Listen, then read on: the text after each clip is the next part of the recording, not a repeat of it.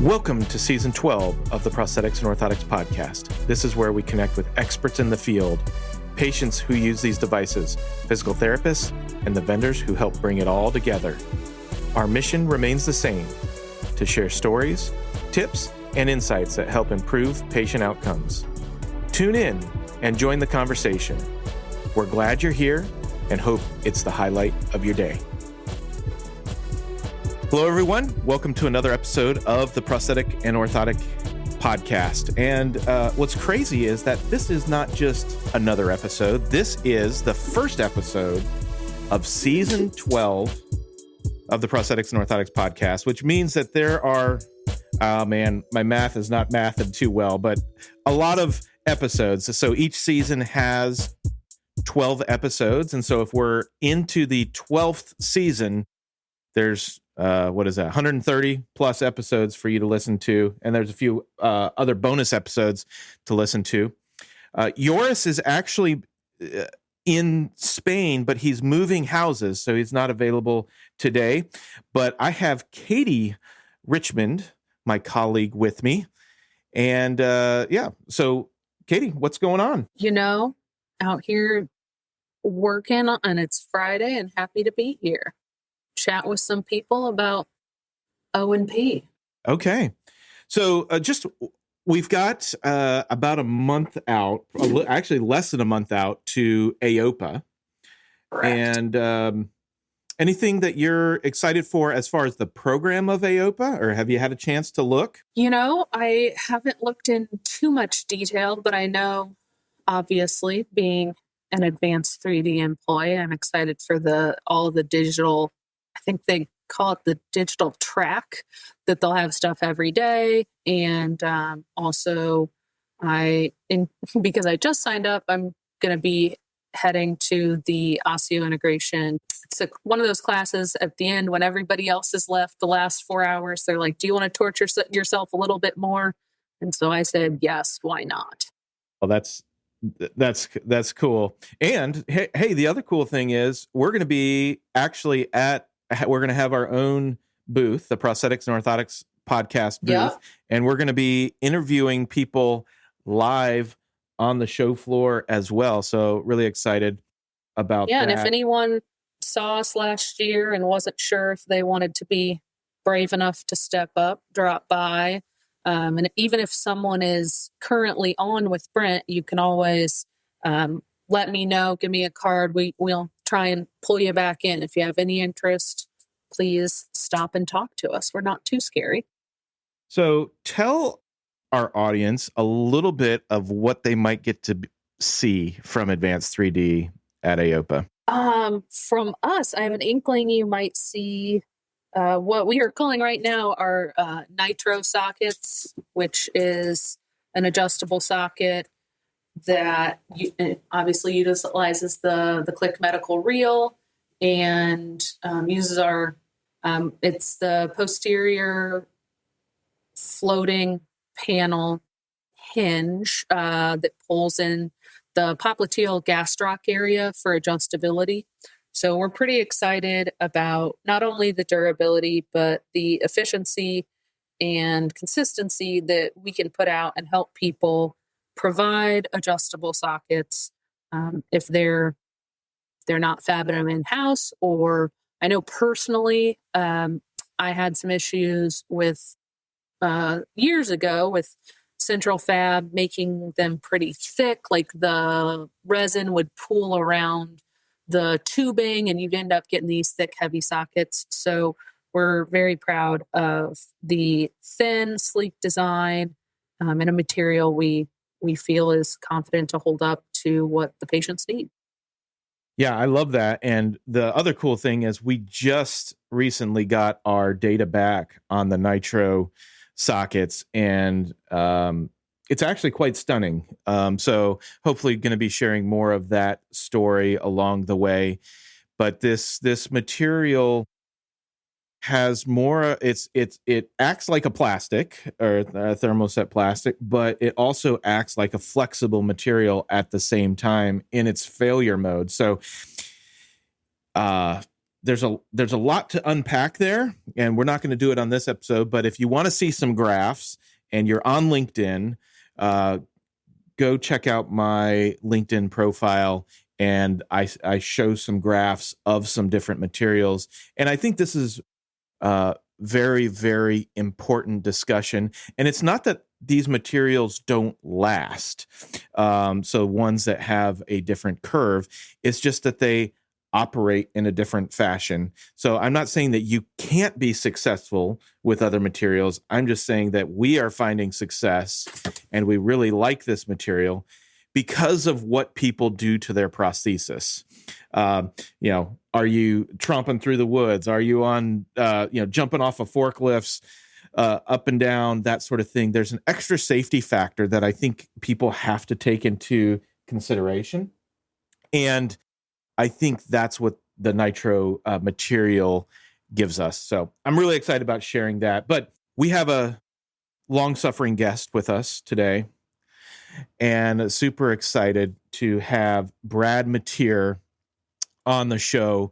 Brad's been around for a little while, but he also brings an interesting perspective to our field. He has more of a technical bend, even as a certified clinician, and has really been involved in some of the, for lack of a better term, the political stuff, right? AOPA, and on a lot of the committees and boards and all that stuff, with having a passion for the direction of our field in general. And I'm a little embarrassed to admit, like, I actually didn't care about that stuff, which, however, after being involved with it for probably just a little bit over a year now, it is so important to our field for people, clinicians, and such to help in this aspect, especially if you love the orthotic and prosthetic field. What you see, especially like it's something like the AOPA leadership meeting that has 100, 120 people, is people that are truly passionate about our field trying to navigate some of the landmines that potentially could affect the way we operate. And we're not talking like, hey, what's going to happen next year? We're talking 5, 10 years down the road. So we're really looking into this crystal ball. And I would say that those people in that room would welcome help and welcome even a younger generation of people with the perspective now of the master's program and such to help guide us into this next, I don't even know the right word, next future of orthotics and prosthetics. So the other thing that's neat about Brad is that he is part of the Shriners Hospital Network, doing central fab for them. And so I am sure there are lots of things that we can learn from him as far as fabrication, even for kids, because kids just aren't small adults. You definitely have to think of them in a different way. And so I'm excited to talk about that as well. So, Brad, that was a long intro, but I really appreciate everything you do, and I'd love for you to share with our audience how you got involved in the field, and then we'll just kind of springboard from there. Yeah. Well, hey, first, thank you, Brent and Katie, for having me on the opening season 12 of the podcast.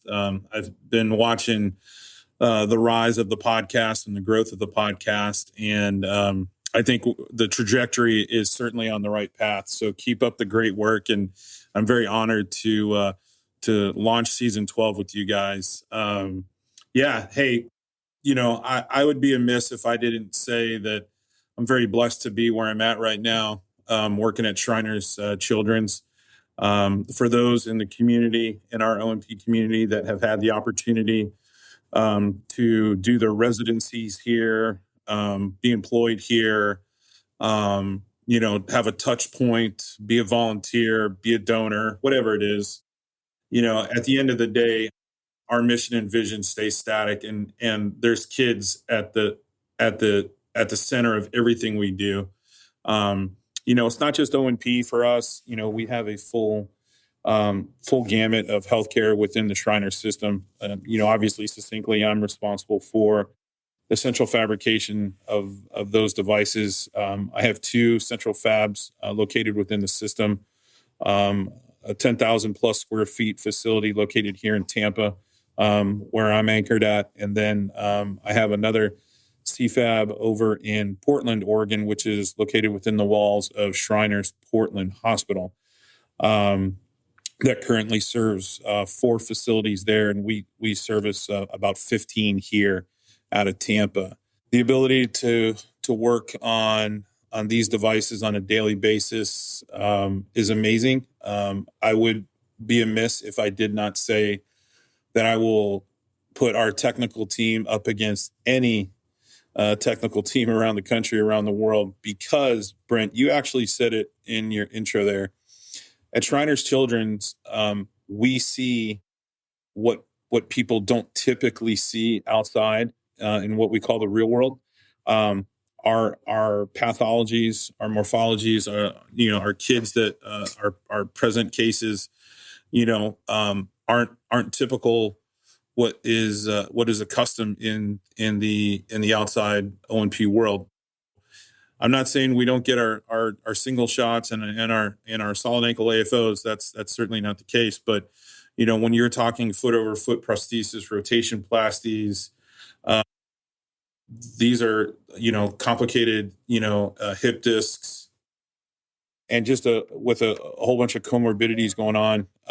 The presentation of our kids is so much more intense than the traditional outpatient O&P clinic. So we're blessed, though, because that keeps us on our toes. It keeps our skill set strong. And our team, both here and around the country and in Portland, are just amazing technicians. So very happy to present that. Awesome. Can you share with our audience just how you got involved in O&P? Yeah, it's kind of a weird story. So my background actually started after graduate school. I did a sports medicine athletic training undergrad and finished grad school in '97 from Colorado, and came back to work here in the Tampa Bay area, working for a physical therapy group. And then in the afternoons, I'd go and do outreach at actually the same high school that I went to, Tarpon Springs High School. Go Spongers. But while I was there, I got picked up by an orthopedic surgeon. And he was actually a brand new orthopedic surgeon that had just finished his fellowship from an esteemed orthopedic clinic, the Ochsner Clinic in New Orleans. And he had anchored here in the Palm Harbor, Tarpon Springs area. And he had mentioned that, hey, when he was a fellow in residency, they utilized athletic trainers to help be an allied extender for the ortho. And really what it was an opportunity to build business. So I actually started working for him and helped build the practice to get, I would see the kids in the afternoons, and if they needed some orthopedic care, or, whether we had Friday night football games or whatever it was, and if there was an injury, I'd always, shuttle them back to the clinic. So long story short, I got a lot of my friends were in, whether it was in pharma, whether it was in capital equipment, med capital equipment, whatever it was. These guys were going to play golf with the doctors in the afternoon when I was still going to the high schools in the afternoon and the evening working. So I'm like, wait a minute, this is bad math. And then I realized, like, there's got to be something else. And one of my good friends introduced me into the world of orthotics and prosthetics. And at that point, I had an opportunity to interview with an American manufacturer called Restorative Care of America. And the president of RCAI at the time noticed that I went to undergraduate school in Iowa. And he said, hey, I see you went to school in Iowa. You ever thought about going back? And I said, no. And he said, really, why? And I mentioned, have you ever been there? And he said, no. And I said, there's really nothing to do. It's Iowa.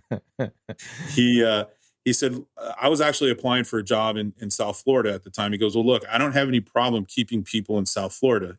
The job's yours if you want it, but I would really love for you to go to Iowa. And honestly, Brent and Katie, it was a scene right out of a movie.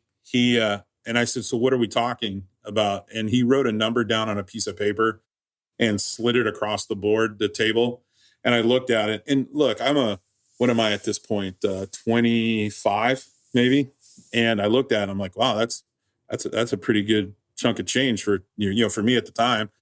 And so I crossed it out, and people ask me, like, what did you cross it out to? And honestly, I have to be honest, I can't remember, but I was probably so scared. I probably only threw a couple $1,000s more, and I wrote a new number and I slid it back over to him. He goes, yeah, we can do that. You're good to go. So I went from South Florida to West Des Moines, Iowa for a couple $1,000s. Oh my goodness. And that was my introduction into sales of orthotics and prosthetics. But I will say this, I would be amiss if I did not mention the great folks at American Prosthetics, the Cheney family. They actually helped me get into the field. They made me feel comfortable. Andy Besser was part of that program up there. And those guys really just, took me underneath their wing and really made me feel comfortable in the orthotics world. I really wasn't educated in prosthetics very much, but orthotics, it was my wheelhouse. So, getting to know those folks and getting them on board with some of that product line really helped me cement where I wanted to go in the field. And at that point, I also got introduced to Don Schur, who many on your podcast know that name, physical therapist, CPO out of the University of Iowa. But he was also working for American Prosthetics. He was actually the gentleman that started the PT program at the University of Iowa. So he's the godfather there. Written many of our O&P textbooks as well. So getting to know Don and getting introduced into the formal world of orthotics and Northwestern and learning about what are the possibilities really helped propel my career. That's also how I got introduced to Dennis Clark. At Clark P&O, Dennis owned a central fabrication facility. And through the years, I actually remember this quite vividly, Brent and Katie. We were at an AOPA meeting in Miami. It was actually Hollywood, I believe, was where it was years and years and years ago. And I was heading back to the airport, and all of a sudden, here comes Dennis Clark. Again, I'm still pretty new in the industry, but you knew who Dennis was, and he was kind of way up top, and here I am way down at the bottom. And he put his hand on my shoulder and said, "Hey, aren't you Brad Matear?" I said, "Yes, sir. Yes, sir, Mr. Clark." And he goes, "Where are you heading?" I said, "To the airport." He goes, "You want to share a ride?"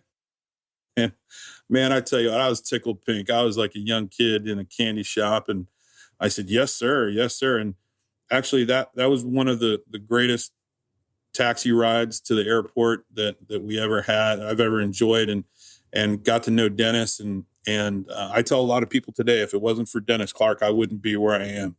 Dennis got wind through his CPOs that, hey, if there's somebody that you want running your CFAB, it's going to be Brad Matear. And that was my first general manager position, running Orthotics and Prosthetics 1, O&P1 out of Waterloo, Iowa. And enjoyed a great career there for over 5 years. Well, that is amazing. And I think everybody needs to have that person. Like for you, it was Clark and some of the other people, but that can cheer you on. And I love that part of the story. So did you do much in the way of practicing, or have you always been on the technical side of things? Yeah, a majority of mine has been on the technical side of things. I guess I've been blessed that I can sit down and look in a book and do some hands-on stuff and take a test and be okay.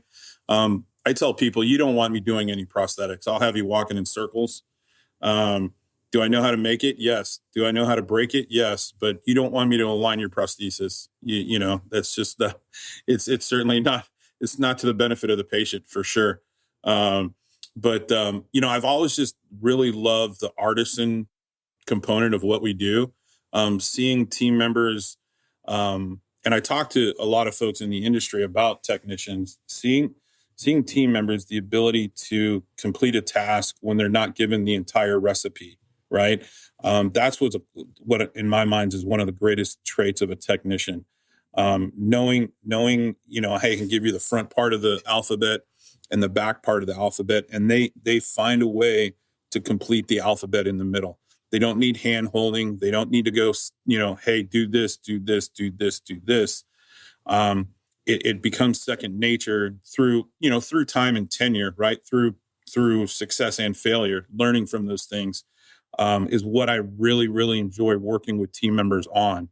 And what's almost like when we get to my age, you're younger than I am, but when you know, as a parent too, you know, we don't get brownie badges or you know, cookies anymore or anything like that. But when a technician comes up to you and says, "Hey, remember when this happened and we did this? I just had the same thing happen and I remembered and I did it, so we're good to go." Like, to me, that's like a success story right there. And I love seeing and hearing technicians get better on the daily basis. So, one of the things that we run into a lot, and some of our most listened to episodes are actually people that are not clinicians. So there's a lot of people that want to get involved in orthotics and prosthetics, but may not want to be in the day-to-day with patients, but want to contribute. And so I think that's one of the neat things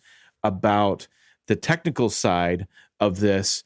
Can you tell us kind of the state of the technician / education and such for O&P and where you see the future of it? Oh man, I would love to, Brent and Katie. Let me tell you, I get asked similar questions quite frequently. I was just blessed to be the director of the technical track at the ISPO meeting in Stockholm last month. And I had many conversations with global technical leaders about the state of affairs in their regions of the globe. And contrastly, we're not too unfamiliar with some of the same challenges that many people around the globe are facing right now regarding through the technical lens. Where we are right now in the U.S. is we're technical deficient. We have currently 15 NCOPE accredited schools around the country that you could matriculate at to become a CPO. We're about to have 16, and that's awesome. You know, if you go back to the Dobson-DaVanzo study, and again, showing my age, but when you go back to that, I remember being on a OPGA cruise and reading the study and really kind of getting into it. And, you know, when you read some of that data back then, you were like, oh my goodness, doom and gloom and holy cow, we're going to be CPO deficient by 2025. We got to make sure that we produce enough clinicians so that we can meet the need. And so a lot of people heard that message and ran with it. You know, obviously that's a testament to the schools that have opened up. We all know the new schools that are in the landscape, and that's awesome. They're doing amazing things. They're producing some of the best talent that we've ever produced in the field. And we need that. We want that.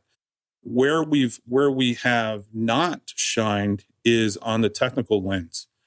Currently, we have 4 technical schools in the country, and it doesn't take a mathematician from MIT to understand that if you got 15 to 16, soon to be 16 NCOPE accredited schools that are pumping out an average of 20 per cohort on the average per year, and you only have 4 technical schools, and their average cohort is about 7 to 8 annually per school, that's bad math. And the other part of that bad equation is our technicians don't stay in the field as much as our clinicians stay in the field. The attrition rate for technicians is about 30%. And that's because there's such a pay discrepancy, and it's very regional based. So, for example, I'll use my own example here in the Tampa Bay area. We had a wonderful school for technicians at St. Pete College. That grant sunsetted, so that funding dried up, so that school closed.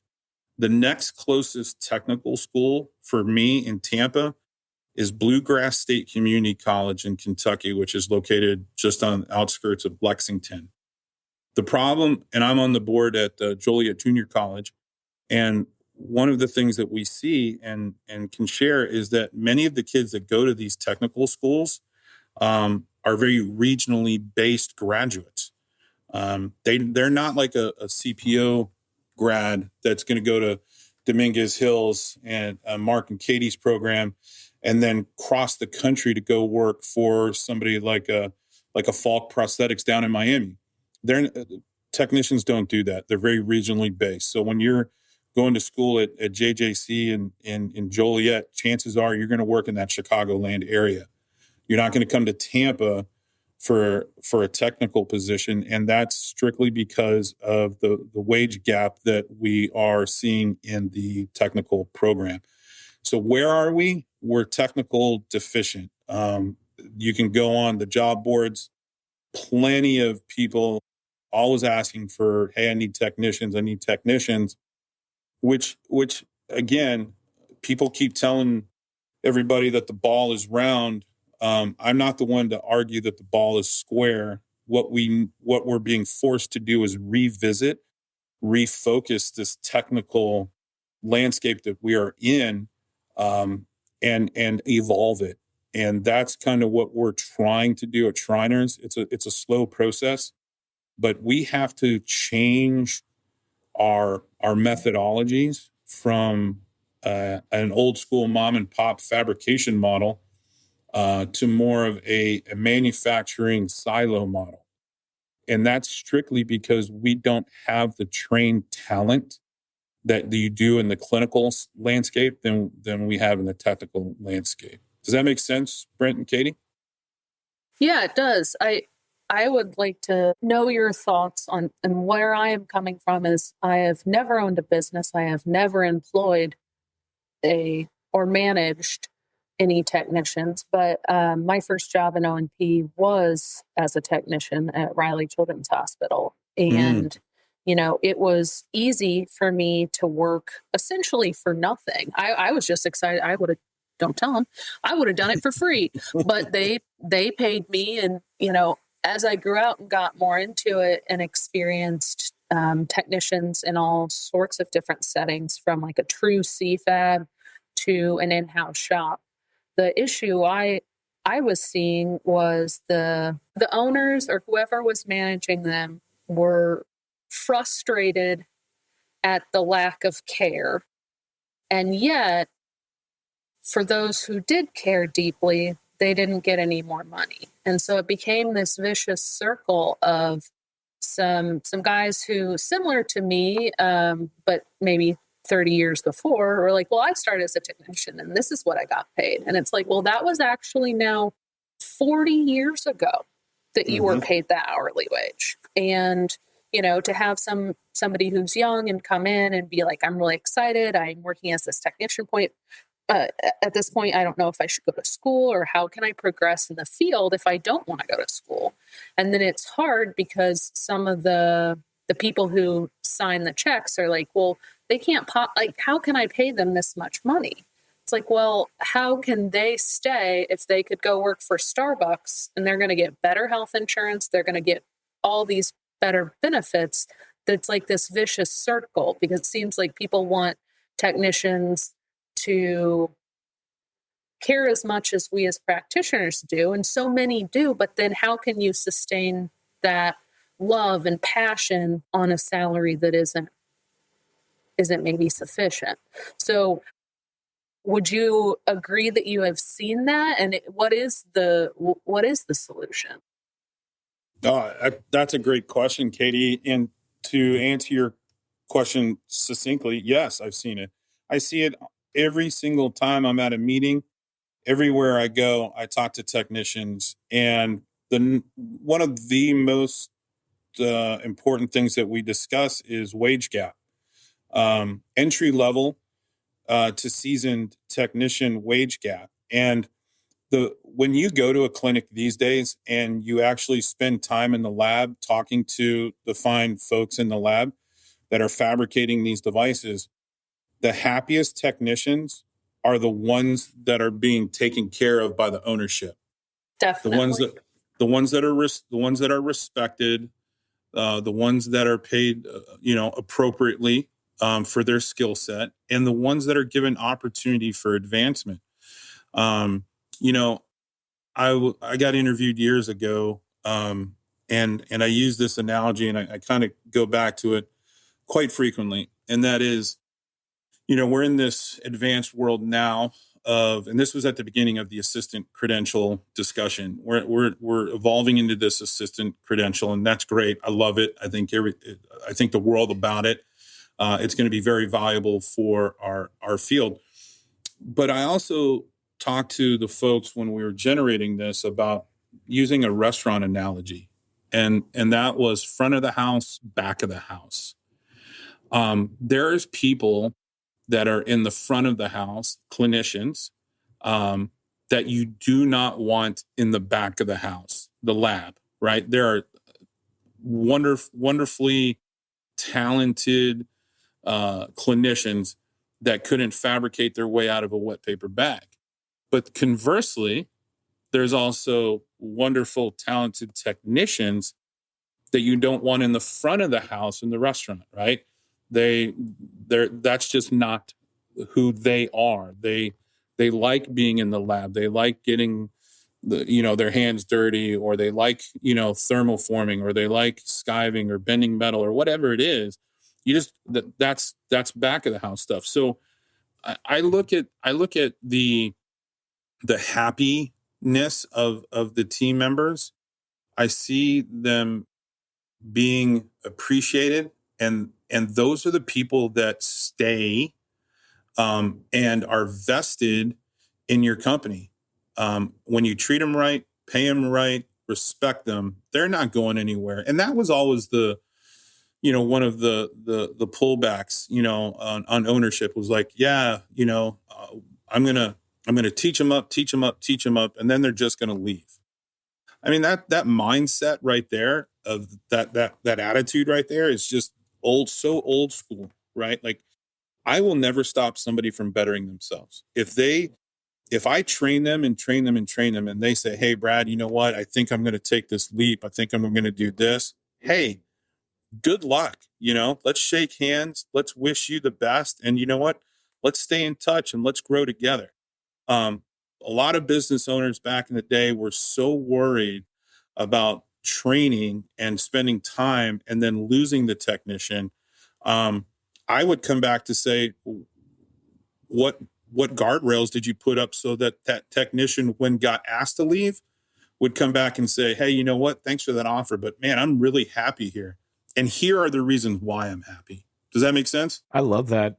And I think it is important on that. So not only in investing on the financial side, investing on the training side, and if it is a stepping stone, then having so be it. Be it. Yeah, there's a coaching tree in the NFL, isn't there? That's right. That's it. Yeah. That's so awesome. Well, I'd love to kind of switch gears into the I said the political side. I don't know if that's really the right wording of it, but the leadership side and the direction of the field side.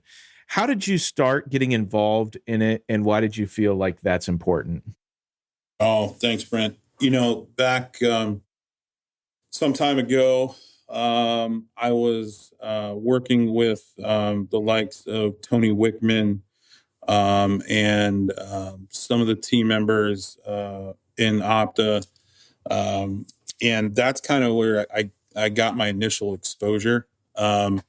We were responsible for the technical track at AOPA. So under the old AOPA leadership, Opta committee, the Opta team, basically AOPA said, "Hey, can you guys run this for us? Because we don't have a lot of understanding on what it takes to do it." And that was what I always say is like that's strength to power, right? Like that is AOPA recognizing, hey, you guys do a much better job at this than us trying to take it over and make it work. So we just had a wonderful, and we still have an amazing relationship with the team at AOPA.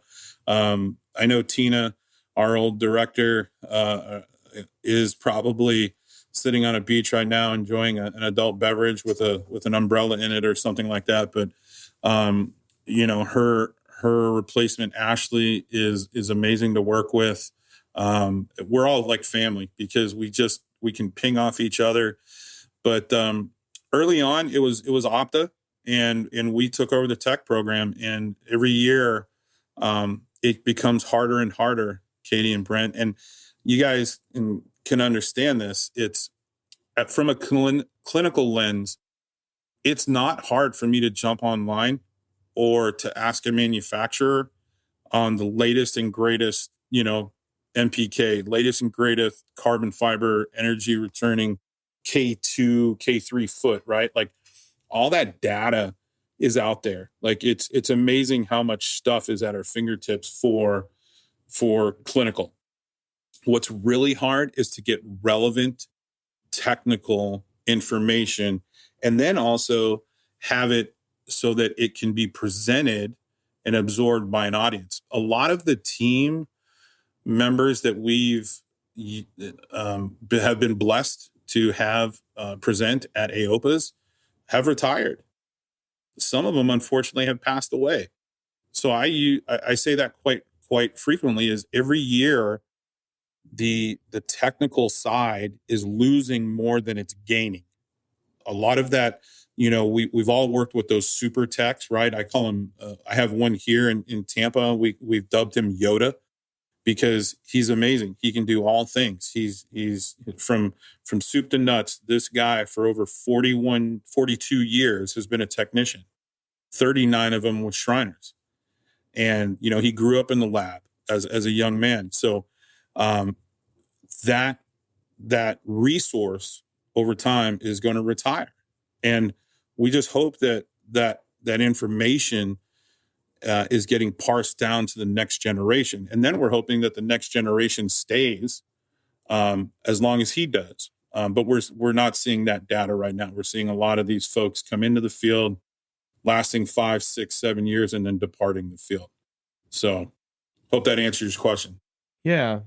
How do you, and you may not have an answer, right now, but for your Yoda, Mr. Yoda, how do you try to get what's in his head out for future generations to leave a legacy? Is that where how do you catalog it? Do you catalog it via AI? Do you catalog it videos, brain dumps? What are options for that? Because, my concern with the technical side of things is, and I think you even commented on a comment on LinkedIn. It was a guy that did a metal and leather corset type of thing, and he had the joints done in a certain way. So when he's sitting, the joints splay. And then when they, all this stuff that I didn't even think about. And I used to do some metal and leather stuff, but not to that detail, I guess. How do you capture that, or can you? Yeah, and it's really hard. It is probably one of the hardest things to do because, well, if we just take a step back and go back, I don't know, 10, 15 years ago, those guys and gals that had that knowledge 10, 15 years ago, that was job security. Those owners, could not get rid of them because they were the honestly the conduit, the lifeline, the bloodline of that lab to the clinical space.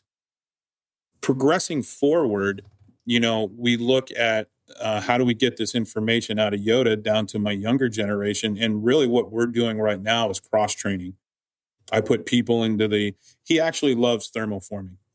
And that's where we've just seen such a consistent product on our end, because of his hand skill set, right? So, whether you use cooperative learning techniques that I learned in grad school, where you try and bring that, he's an A performer and she's a C performer. And what you're trying to do is align that C performer as closely to the A so that C performer now becomes a B performer, or hopefully teeters into the A market, right? So what we try to do is we try to align younger, I say younger, not in age, in technique and in hand skill.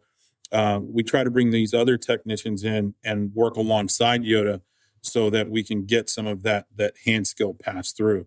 And there's just techniques that in today's world, he does today, but I can't let other technicians do it because of we're worried about, hey, you can't use a torch and a zip knife anymore. We got to use hand tools, So there's some of that stuff too. But no, as long as we bring them closer together, we teach. Putting together a fabrication manual. Obviously, my colleague Joanna Kenton up at Century College is working on a fabrication manual as we speak. That's one of the things that we just don't have in this industry. I have my Northwestern orthotics manual, right? I have the old NYU manual. I have all the old Autobach printed stuff, right? Like, if you go to school right now, you get brand new. If you go to O&P school, you get brand new online technical resources, right? The fabrication stuff is ancient. It's from all these other resources. So we've got to do a better job of elevating the technical field and having, some printed material on how to, because that's how we're going to be able to teach. I have a question. I feel I would be remiss if I did not ask how you see the digital side being integrated into the education of technicians, because I have had quite a few people come through who are in that stage where maybe they're in undergrad and they come in and they're looking at the O&P field and maybe they see the backside. Oh, that's cool. Or, oh, you're using 3D random check sockets. How would I do that? And what are your thoughts on how that needs to be integrated? And then how does that change the compensation for individuals? Because if your value is in, I can pull consistent check sockets, I show up to time on work, and I can get this much done in a day. Well, if you have someone who knows how to run a machine and make you 3 times as many, or how is that being addressed, the digital side in the technician education? It's a wonderful touch point question, Katie, because like I said before, being on the advisory board at Joliet Junior College with Alicia running it up there, Alicia Brennan, we've actually probably on every single one of our calls talked about additive manufacturing in the technician space. We're bringing that additive component into the technician program so that when they leave the program, they not only have additive, 3D printing education, but also CAD/CAM education. For me as an employer, that's the future of the technician, right? Because like we said before, some of this hand skill stuff is one getting, I don't want to say replaced, but it's evolving, right? But if I'm hiring a technician and they come to me and they throw their resume down and they say, hey, I can run a CAD/CAM, I can run a 3D printer, I can pull check sockets, and I'm not saying I do everything phenomenal. That's never and let me just kind of go on a rabbit trail here real quick, and that's never the goal. It's never been my goal as an employer when I'm hiring a trained technical student. And let me kind of define that. When I have a trained tech student graduate coming to me for their first employment, I'm actually paying for education that allows me not to teach you how to use a bandsaw, not to learn to teach you how to pull a diagnostic check socket, how to pull solid ankle AFOs, or how to apply tamarack joints, and the list goes on, right? You're coming in with the baseline of education because there's a value there. There's a cost there for me to train you if I'm bringing you off the street. My point is, if you're coming from a tech school, my expectation is you're coming in day one and you're a valued member of our technical team, and you have the ability to do these things at a base level. All right. So when a technician comes to me and says, yeah, I can do a CAD, I'm familiar with 3D printing, here's some of the things that we've done, they're at the top of the list, Katie, and they need to be compensated accordingly as well, right? Because if I'm pulling a kid off the street, and I say kid, they're just younger than me, but if I'm pulling a person off the street and having to teach them, there's a cost in doing that, right?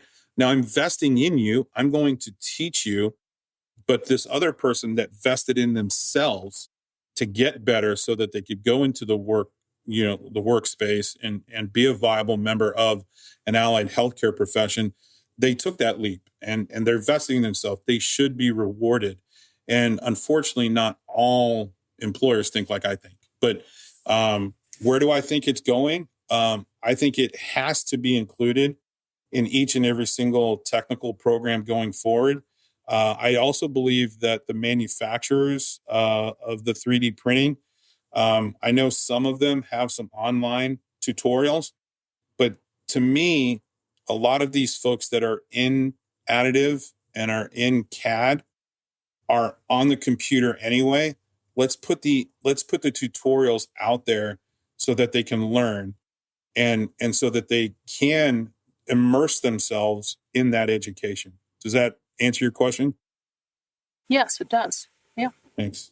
So I think that's neat, and I think it's a great way to look at it as not only can you come in and do some of this stuff, but if you also invest in yourself, I think that is something that's worthwhile looking at as an employer. So I've had multiple people on our side of things, and I'm just talking East Point side, and say, "Hey, I'm interested in getting involved in the digital side," and I always will say, I would love to help you. I would like for you to have some base understanding of some stuff. Are you willing to do some stuff after hours to learn and better yourself? And I would say not many people take me up on that. Now, this is on the clinical side of things, not on the technical side of things. But what's interesting is I was recently up in Century College with Joanna, and they are the first technical school to have it's Geomagic Freeform, recently bought by Hexagon, and they have a 3D printer up there. And I was super impressed with where they have a vision going. And the other thing that I feel that is neat about that specific program is they actually have a play lab. They have laser cutters, they have 3D printers, they have routers, all kinds of stuff that are available to all Century College students to help with creativity and things of that nature. And I'm just really excited to see that grow. And another thing that I learned is that program, both the technical and then the clinical side, is the most cost-effective program in the United States. And that's a very important thing. You will not come out of school there with a stupid amount of debt, and I love that. So kudos to what Century College is doing, and then their the name is Concordia University. Concordia, yeah. Really cool stuff that's going on there. Let me just interject and throw one more bookend point to that, if you don't mind. And that is the Assistant Credential. I I just want to say I'm a heavy advocate of the assistant credential. And people look at me kind of like, wait a minute, I thought you're the tech guy. Well, I am, but the inside of the assistant, scope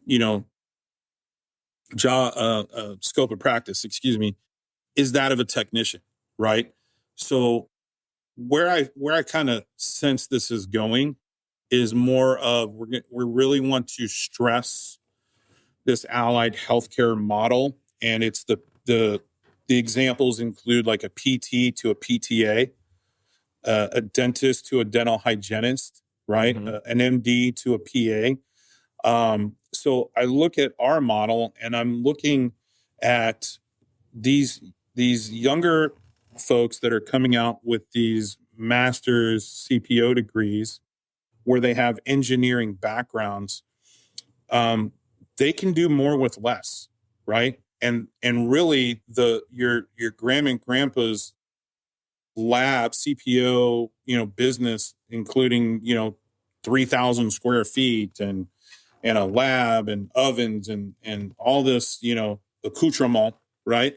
Now, these younger folks with this vision are taking this down to its bare necessities, and that is one CPO with 3 or 4 or maybe 5 assistants. Now, out of those assistants, maybe one of them is solely responsible for fabrication, but the other ones are care extenders for the CPO. And we know the legalities of what the scope of practice lies for that assistant. What you can and can't do, and what the responsibility of the CPO is. But I really kind of feel like that's where the energy is flowing. And so what I'm trying to do is figure out, okay, how can the touch point with the technicians of today advance to the assistants of tomorrow? Am I saying that clearly enough? I like that. I mean, I think it definitely is a hybrid type of thing. It doesn't diminish what the technicians are doing, but it does also combine kind of front of the house and back of the house, which is a super important opportunity for people as well. And there's other skill sets that person can bring that a clinician can't bring and a technician can't bring. So I definitely see that. I think that's a good insight. We haven't taken full advantage of that, but it is definitely something that I'm interested in doing on the East Point side of things, for sure. Well, and you talked about, the reason I brought it up was because you talked about debt. Not everybody is equipped to become a CPO, and not everybody wants to continue their career as a technician. Maybe they get exposed, and maybe they go, hey, I would like a little bit more. I'd like to do a little bit more. And that opportunity exists, in the assistant credential. So just throwing it out there for fodder. Yeah. Well, I'd like to turn one more page, and that is AOPA 2025 in Orlando. A couple cool things is I've been involved in some of the meetings for the planning and such, and the digital track, and then I've got to see the venue early, and I think this Orlando venue is really, really great. I think there's going to be and not because Mickey Mouse is there, but like more that the chocolate factory's there, or the chocolate museum. That thing was awesome. That's right. But I feel like the venue is good as well. So what are some things that you're looking forward to at AOPA as kind of on the leadership side of things? And then what are you looking to get out of it as well? Well, I gotta first give props to Joanna Kenton, the Janessi family, Dennis, Eric. We partnered with the Pedorthic group this year and creating just an amazing program. And no better way to start off the program, Katie and Brent, than being in Florida at the technical program in the lab that we're going to have there. And shout out to Niles Leonard at Leonard Industries for helping us build a lab on site. So we're actually going to have hands-on education. The first one right out of the box on Thursday at 10:30. How about this one for Florida? Custom sandal fabrication, making your own flip-flops. How's that? I like that. That is something that I don't know that I've seen before. So yeah. Yeah. So making your own foot orthotic, right? Making your own footbed, Yeah. and attaching it to, your own sandals, custom sandals. So I just thought it was super cool being in Florida, the ability to make your own custom sandals, learning how to do it for those who've never done it before, and incorporating a custom FO is super important. So that's starting off. We've got a full technical program, everything, and we try to balance. That's the other thing, Katie and Brent, is we really have over the years kind of perfected this thing through feedback from the attendees, and we really try to keep a nice level balance of O and P, P and O, pedorthics. So we've got obviously adjustable socket fabrication. We're getting into the bespoke adaptive sports equipment. And I know that's kind of up your guys' alley a little bit too. CAFO, carbon fiber stuff. So alignment, that's been kind of one of my Katie, you had mentioned before about some CFAB conundrums that you had in your earlier career. One of the biggest beefs that I have at the management level, and it really does hit home when you send a leg back and you get that dreaded phone call of what happened to my alignment. Has that ever happened to either one of you? It's always the technician's fault. I was playing that. But if it goes well, it's because I'm an awesome clinician. Understood. Have you heard that before? More than once, Brent. More than once. Katie's never heard that before, though, have you, Katie? All right, keep on. Keep on. So one of the things is, we really go back to the old school a little bit on current concepts in prosthetic alignment. What has changed? How are you doing it? One of the key things that we picked up on years ago here at Shriners, and I did get a couple phone calls like, Brad, what is going on? I spent an hour and a half, 2 hours on this kid, and the thing comes back all cattywampus. I'm like, what are you talking about? We put it in the jig, we fill it, we transfer it. Like, I mean, what's the problem? Come to find out, it's more of an equipment failure than anything. You look at the bolts, you look at where the bolts loose, where they rusted out. And yeah, we had some equipment that needed some love.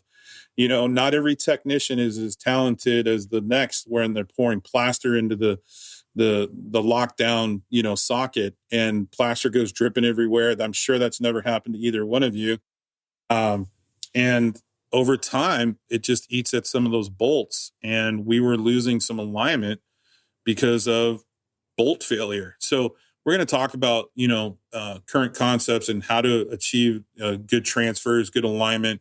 A lot of safety stuff is coming up, so we're really excited about that. Partial foot is another one. So really, really comprehensive pedorthic technical meeting at AOPA. I couldn't be more proud of the team, and working with the Janicees is always a treat. They're just a wealth of knowledge. I love that. And, seeing that you guys are going to have a little lab, and then I'm super excited on seeing Niles's new oven. It is now more than a concept, and I think it is going to be a game changer for fabrication and volume. Like, and Niles does such a great job because he meets the needs of true technicians and companies and tries to make things, much better for them so people can be efficient. So I'm really excited to see that.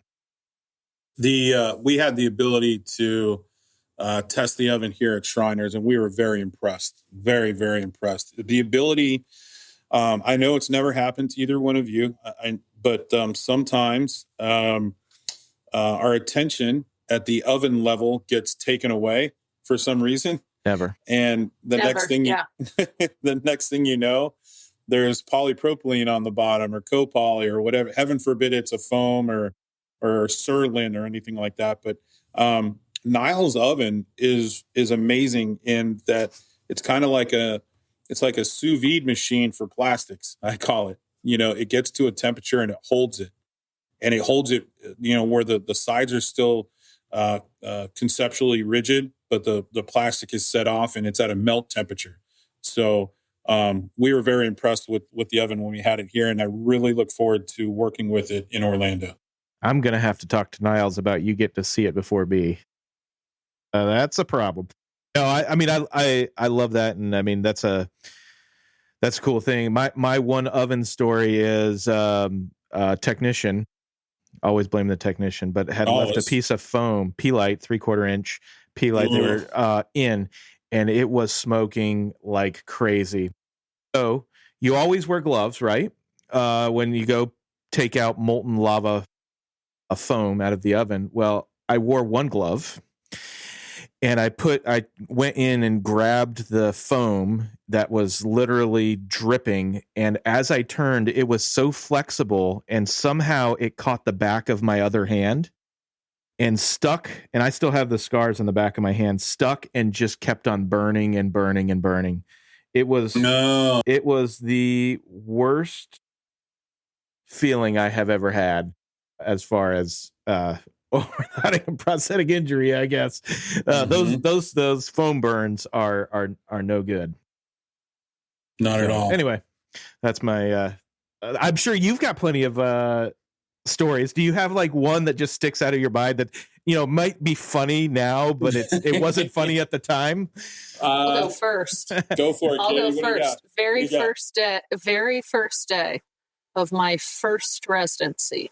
You spend the first 2 weeks in the lab downstairs. Very first day, melted a piece of IVAC so low. And what did they have at the bottom? It wasn't just a regular flat bottom on the oven.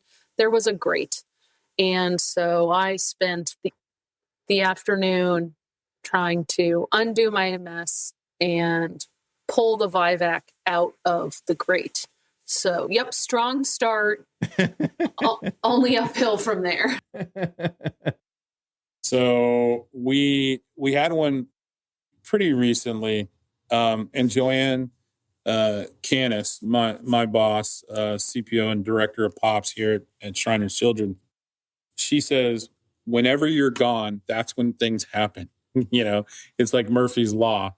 And I was up doing a site visit at Lexington, at our Lexington Shriners, and one of the technicians, who remain unnamed, was mixing up some resin, and instead of following procedure, taking the unused resin in the cup and putting it over into the fume room to set off, threw it in the garbage can, and that connected with some other things in the garbage can, and let's just say a smoke bomb proceeded to engulf the better part of the lab, which resulted in the fire alarms going off, which resulted in the fire company showing up. It's a whole nother meaning to dumpster fire, huh? Exactly. Well done, Brent. And we can look back on it now and laugh, and we learned from it though, and it wasn't but a couple weeks ago. I had another technician who was doing some pre-pulling, sacrificial layers over foam, and she needed to throw some waste away. And instead of throwing it like we typically do on the floor and let it cool down and then pick it up and recycle it, she threw it in the garbage can, just, probably by habit or something, just throwing in trash. And there was some plastizote in there, and that poofed up and started the fire alarm as well. So, man. The good news is these are all learnable mistakes and learnable errors. And we, like you said, we can sit back and kind of chuckle about them now. but this is how we get better. Nobody died. Thank goodness. No, there was no issues. I tell a lot of people, hey, we're fine. Let's learn from this. Let's grow from this so that we know we don't do it again. And she always brings that up. Like, don't worry, I'm not going to set off the fire alarm today. Hey, that's funny. That's good. So, but this is my last one, and hopefully you and Katie will get a kick out of this. So again, it was, so I worked for OTS back when they were in Barnardsville. So this was before their Weaverville location. It was actually, as my kids would say, before the turn of the century. And so I was a technician there, and just kind of learning the things.